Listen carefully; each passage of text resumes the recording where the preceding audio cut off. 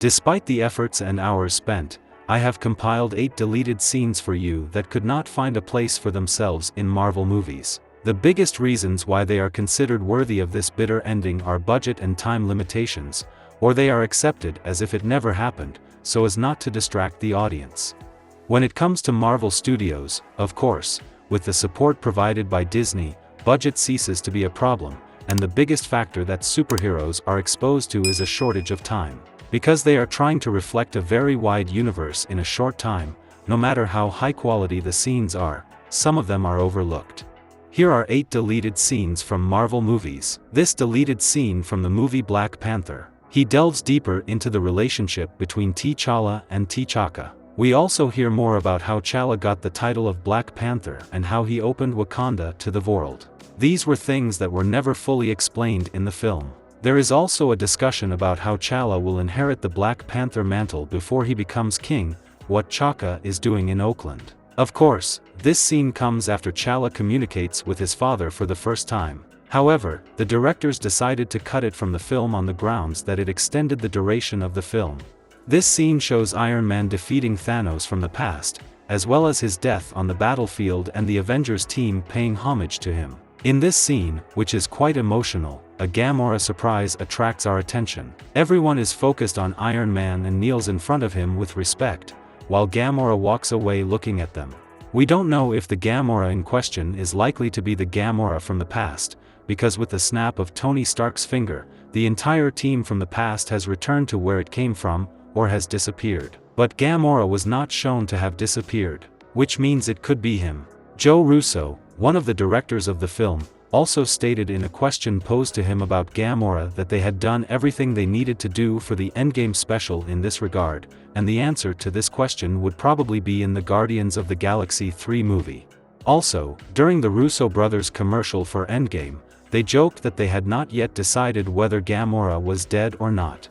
This deleted scene from Avengers Infinity War takes place during the struggle of our heroes against Thanos on Titan. In this scene, Peter Parker helps bring other heroes back to life. Thanos is separating the souls of the Guardians of the Galaxy members from their bodies. He is also able to do this thanks to the Soul Stone he has captured. If their souls do not return to their bodies, our heroes will die. Doctor Strange is in the same situation, but thanks to astral travel, he tells Peter Parker what to do.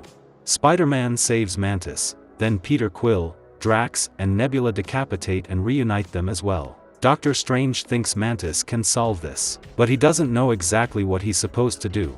Initially, our hero, who approaches the situation emotionally, solves what he needs to do next. So, in turn, the souls of Drax, Peter Quill and Nebula return to their bodies. The Guardians of the Galaxy team is saved.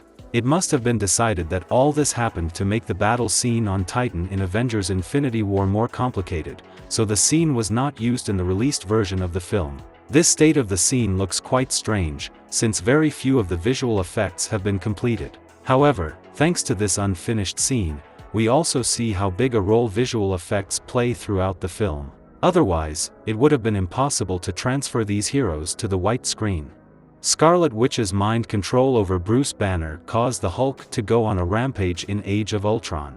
This forced Tony to summon the Hulkbuster to prevent the Green Monster from doing more damage, but the Whedon film initially took the character's transformation much longer. In this deleted scene, the struggling Bruce stage slowly turns green. Before arriving in Johannesburg, the Hulk first wreaks havoc in an African village, destroying several houses and scaring the inhabitants.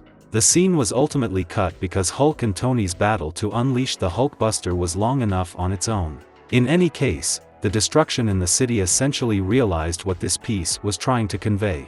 Part of this scene in Thor Ragnarok, that is, the episode in which Hela tore Mjolnir apart without difficulty, and some key elements, such as the brothers donning armor to prepare for battle and opening Bifrost, which went to Asgard to escape, were reflected in the cinema. Although the encounter takes place in a back alley in the trailers, the disappearance of the magical hammer and the death of Odin take place in Norway in the film's vision fiction. The scene still shows Thor and Loki, but they find Odin in very different circumstances. He is homeless and wandering the streets of New York. As Odin talks to them, he speaks, claiming that Asgard is not real and that Ragnarok and Hela are coming.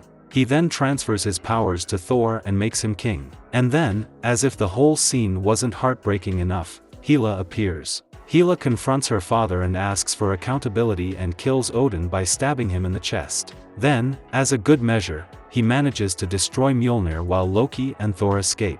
So yeah, it's a pretty brutal scene. According to the director of the film Taika Waititi, the test audience decided to reshoot the first scene differently because they were so upset with Odin. Odin's brutal death scene was too extreme for a movie that was supposed to be fun. In retrospect, the fiction that Odin was able to say goodbye to his sons and die in peace was more touching. In this deleted scene from the Avengers Endgame movie, we see Tony Stark on a plane that we can call the Otherworld right after he uses the Infinity Stones. The daughter who welcomed him becomes the adult version of Morgan Stark.